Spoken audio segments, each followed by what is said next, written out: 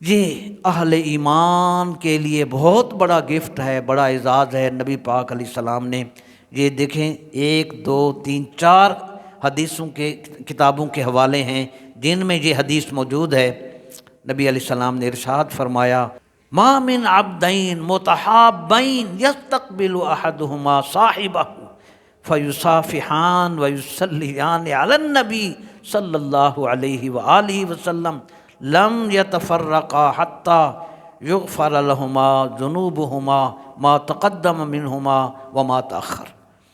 نبی پاک نے ارشاد فرمایا میرے جو امتی اور جو ایسے دوست مسلمان دوست جن میں اللہ کے لیے ایک دوسرے سے محبت ہوتی ہے، وہ جب بھی ملتے ہیں مصافحہ کرتے ہیں اور اپنے نبی کریم علیہ السلام پر درود پاک بھی پڑھتے ہیں، تو فرمائے ان دونوں کے جدا ہونے سے پہلے ان دونوں کے اگلے پچھلے گناہ معاف ہو جاتے ہیں۔